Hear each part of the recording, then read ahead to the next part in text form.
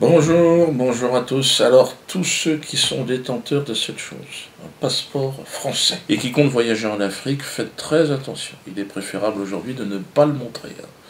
En tout cas, pas à tout le monde. Vous avez vu les deux journalistes de la RFI qui se sont fait déboulonner à la sauvage au Mali. C'était pas propre, hein. Comme deux petits lapins à l'ouverture de la chasse. Ah, alors tout le monde se met à chialer, Fabius, mal au cul.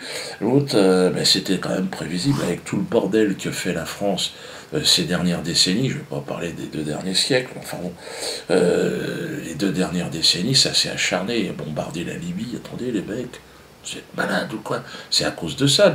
Il a ouvert tous ces stocks d'armement, il y en a partout maintenant. Alors tout ce qui est français, je vous cache pas que... Alors évidemment, les Français n'ont rien à voir là-dedans. Je sais bien qu'on est un genre de bouclier humain de l'équipe de bras cassés, là, de braqueurs de l'Élysée, hein. C'est vrai qu'eux ne rêvaient pas, eux, ils n'ont rien à foutre de notre gueule, hein. Ils en ont rien à foutre de la France, hein. Eux, ils changent de drapeau comme de chemise. Ce sont des Israéliens, de toute façon, hein. Donc, ils servent les intérêts de leur pays. Donc, conseil aux Français qui sont à l'étranger, ne parlez plus français quand vous êtes en Afrique, hein. Vous baragouinez un genre de russe. Oh là, de la vôtre, de loin, mais non, mais on sait déjà. Portugais. Portugais, c'est bien. Ah, non, non, non, ça chante. Bon, t'es pas à l'abri d'un coup de couteau quand même, mais bon. Parce que là, si vous tombez sur une bande de Touaregs un peu énervés, je te cache pas que tu te prends une praline et vite fait, hein. Ouais, 2 cachets dans la gueule. Puis au Bali, en plus de ça, avec les deux, là, il y avait un facteur aggravant, c'est ils étaient journalistes. Donc là, malheureusement, c'est plus de l'inconscient, c'est du suicide. Parce qu'un journaliste du service public RFI pour un Touareg, ben, c'est un soldat français en ballerine et en tutu, tu vois. Donc il le voit, il est même pas armé, bon, tu le shootes immédiatement, tu réfléchis pas, hein. Non, parce que j'en ai beaucoup. Ah non, mais le journaliste, j'ai vu, là, le droit de la presse. Je suis de la presse, je suis objectif, je vous aime bien. Non, non, attention, les Touaregs, ils ont Internet, ils savent ce qui se passe dans le monde, hein. Ils te font 3 faces sur un Rubik's Cube, aujourd'hui ça avance, les gars. Ils savent qu'ils sont assis sur un trésor d'uranium, ils ont bien compris comment ça marche. Moi, je dirais aux soldats français qui sont là-bas et qui peuvent pas déserter, évidemment, parce qu'ils ont un crédit, une bagnole et des gosses qui bouffent, restez planqués. Ne sortez pas de la caserne, hein. Vous discretos, hein. Surtout, n'obéissez pas aux ordres qu'on vous donne, hein. Laissez-les faire, hein, les gens. Si vous voyez des barbus, c'est leur pays, n'oubliez pas qu'ils sont chez eux, hein. Donc, c'est un braquage, si vous voulez, auquel vous n'aurez pas droit, hein. Je veux dire, au moment du partage, quand on va revenir, vous n'aurez pas votre part. Vous êtes dans un gang, si vous voulez, vous êtes pris pour des cons, hein. Tu vois, donc... alors, il suffit de voir, si vous voulez, que vous avez affaire à des hommes qui n'ont pas de parole, l'attitude qu'ils ont avec Christiane Taubira. Taubira...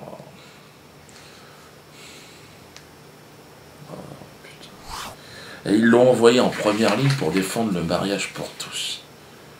Et la pauvre mémère, maintenant, elle se fait traiter de guenon. Il y a des enfants qui lui jettent des bananes dans la rue.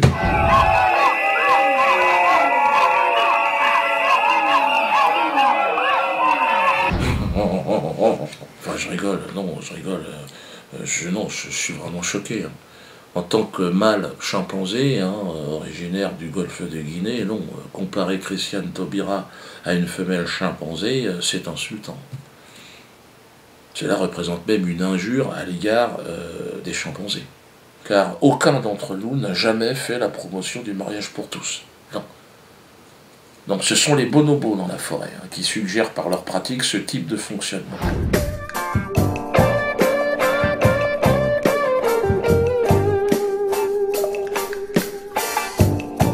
Pas d'amalgame, un peu de clairvoyance s'il vous plaît, de retenue, hein. Que vous la traitiez de bonobo, bon, à la limite, ben, ce sont des singes, si vous voulez, qui s'enculent. Il n'y a pas de papa, il n'y a pas de maman, contrairement aux chimpanzés.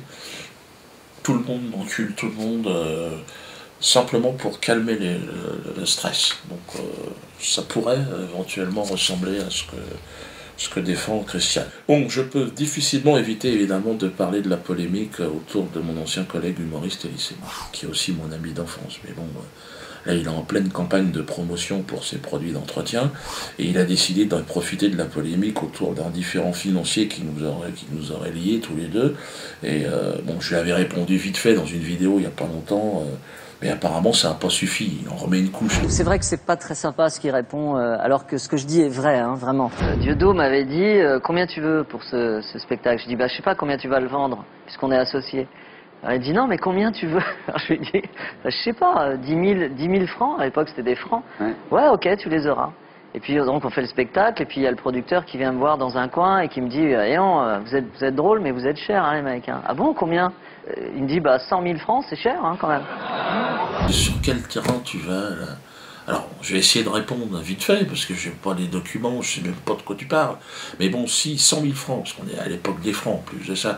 Donc 100 000 francs, et toi tu aurais touché 10 000, ça veut dire que j'aurais pris 90 000 francs. Mais tu te fous de la gueule du monde, Élie.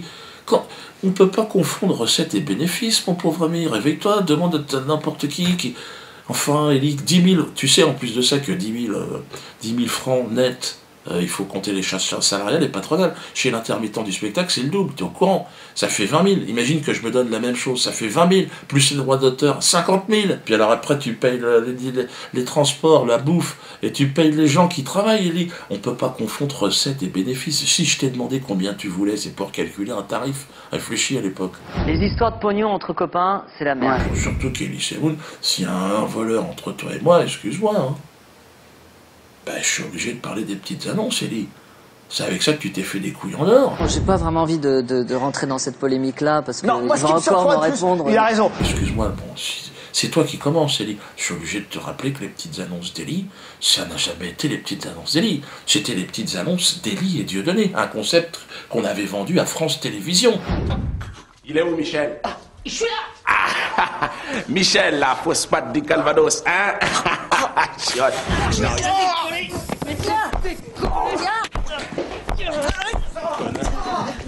Je les ai eus sur le dos pendant 2 ans. Je leur ai dit, oui, ben non, c'est Élie qui fait ça. T'avais signé un contrat, mais t'étais malade, toi. Élie, moi, je t'ai laissé faire. Tu as volé ce concept, t'en as fait... Après, t'es allé avec Franck Dubosc, parce qu'en plus, il fallait écrire. Et comme tu sais pas écrire... Je recherche un producteur... ainsi qu'une bonne idée de scénario. Alors tu parles de voleur, mais tu vois, je pense qu'il va falloir que tu regardes un peu le fond de ta culotte, parce que je veux dire, il y a 3-4 traces de pneus, c'est pas très propre. Hein. En fait, je vais tout garder pour moi. Tu restes un ami, mais ferme ta gueule, si possible.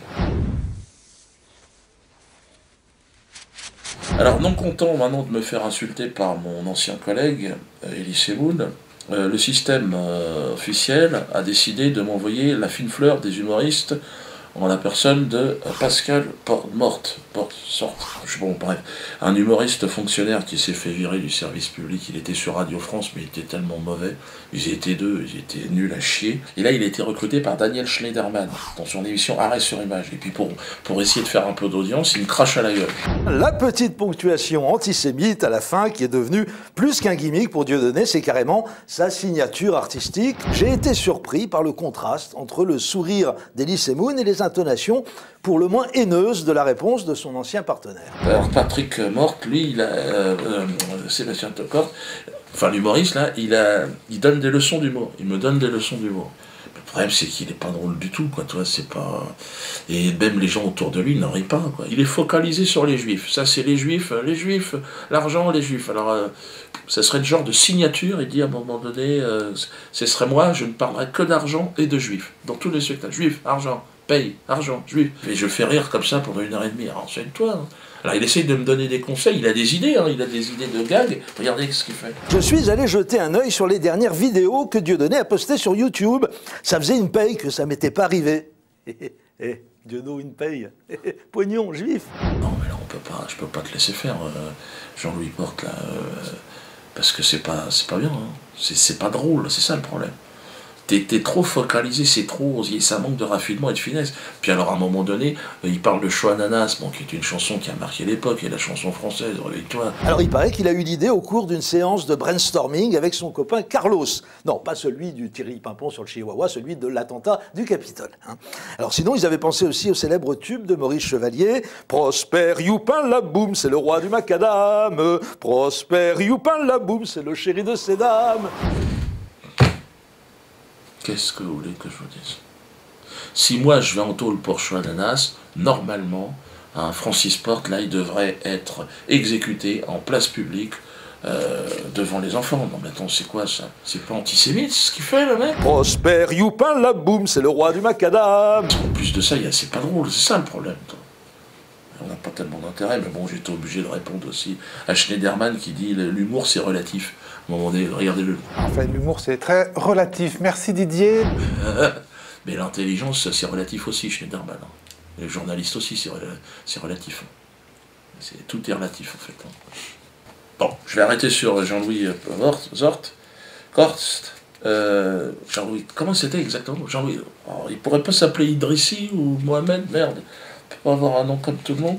Alors, les quenelles, toujours plus haut, toujours plus fort avec les quenelles. Rendez-vous donc samedi prochain au Théâtre de la Main d'Or. Hein, samedi prochain, ça va s'afficher en bas. Il y a aussi le 21 juin le bal des quenelles. Mais tout ça en soutien de nos courageux soldats qui nous font des quenelles. Continuez à envoyer des quenelles. Et là, je demande aux policiers aussi de s'y mettre. Il y en a beaucoup, mais en tenue. N'hésitez pas, dans la rue, en tenue, faites-nous une quenelle. Floutez-vous le visage pour éviter de vous faire serrer.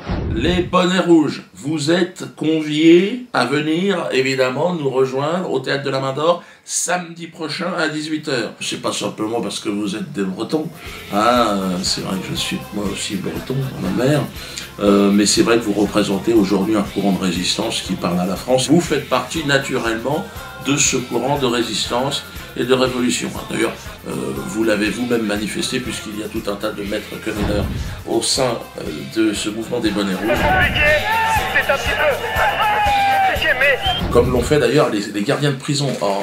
Grand moment dans l'histoire de la quenelle. Ces gardiens, aujourd'hui victimes d'une enquête administrative, sont soutenus par les détenus. Et notamment le syndicat des détenus, le COQ.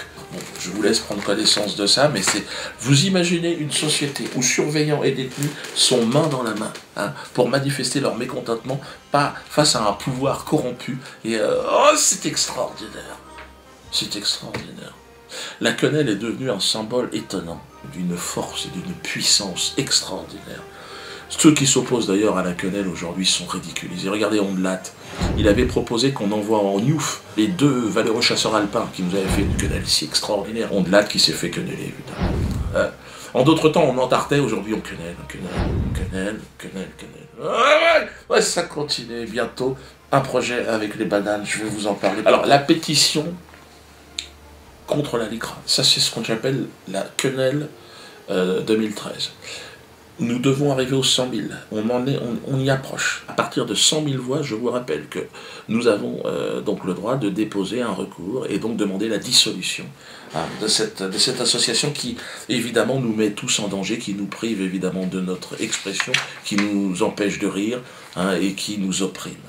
Et pour terminer, je vous propose le chant des partisans.